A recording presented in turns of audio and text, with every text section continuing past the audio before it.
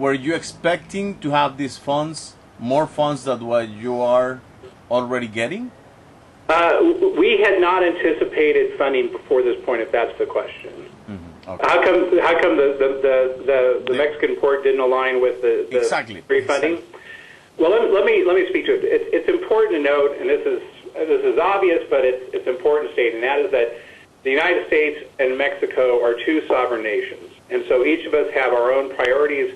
And when the projects were originally identified, the key driver for our customers at Customs and Border Protection was the development of the northbound POV facilities, which, as you know, have been a challenge for a number of years in having sufficient capacity to meet the demand of travelers coming from Mexico.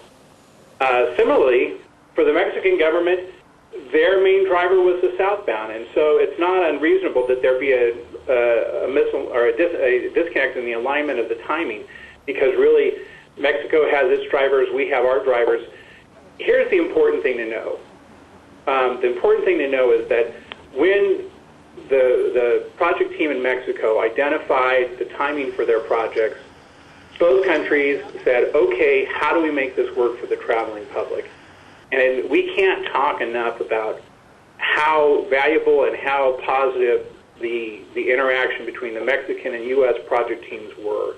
Everyone really focused on how do we accomplish the goals for the two nations as far as the border crossing. And so while a lot of people say, gee, wouldn't it be great if Phase 3 and then Mexico's project align, and that's probably the case, but the reality is that on a project of this scale and magnitude, that's probably unreasonable to expect. And the important thing to know is that both countries have worked closely to make sure that the two ports are going to work together, and that the travel and the kind of transportation system as a whole will operate. As our traffic modeling has shown, it's going to be an improvement over the existing conditions. And so, we're grateful to the government of Mexico for the hard work they've done and working with us to make sure that we all meet our the goals that we set out to meet. No, I can see that you guys are grateful, but I see also a lot of people very worried of the increase of the delays coming from San Diego to Tijuana and the impact that will have on the economy and tourism. In regards to your comment about the fears of giant traffic waits and things, I think it's safe to say that there's going to be a learning curve as people get used to the new configuration and get used to making the curve off of the I-5 that takes their car to El Chaparral. But it's nothing that we've seen in our traffic studies is going to suggest that it's going to take longer than the existing condition. And in fact, we anticipate a reduction in time once the Mexican facility is fully open and operating all gates. So, I'll say the same thing I've said a number of times, and that is that people are always nervous when there's a big change. But people should realize that the conditions that the border has been operating under for a number of years are not ideal. And so I think the governments of both countries have made large investments to improve the condition of the travelers, both north and southbound. And that's really the thing to focus on. And so we're hopeful that come November, we're going to have a smooth transition from Puerto Mexico to El Chaparral, and that we're going to see an improvement in the overall experience for travelers going both north and south. How long do you think this learning curve will last, based on what the measures that you have been able to try? So first, I should say that our traffic study didn't look at how long it'll take people to learn to use the new curve. But what I'll say is that we've had a number of changes at the port. We instituted the new bridge early in 2011. At other ports of entry, we've changed and modified certain elements. And what we find is that border crossers tend to use that border very frequently, and they tend to learn very quickly the rules of the road. And so we're anticipating it's going to be a relatively short transition time.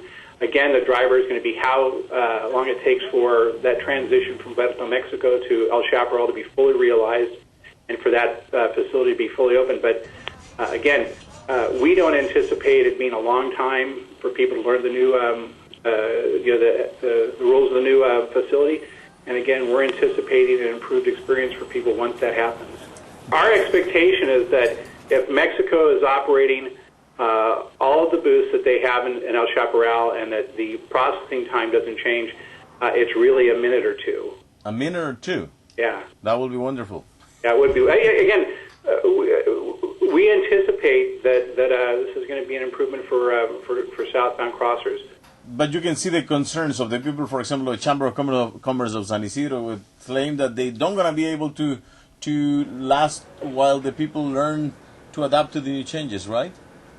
Well, I know that there's, again, I'll just go back to the basic premise that the change is always really unnerving for folks. And we understand that,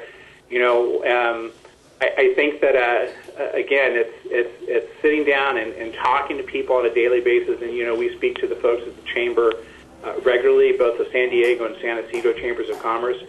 And I think that it's a matter of us continuing to work with these folks and to be listening to their concerns and doing everything we can to mitigate the challenges and to work towards completing the project as soon as possible. And so, again, the thing I'd say is that this is really a good news story when you think about the improvements in southbound connectivity, the new crossing on the east side, and the plans for a future pedestrian crossing of Virginia Avenue.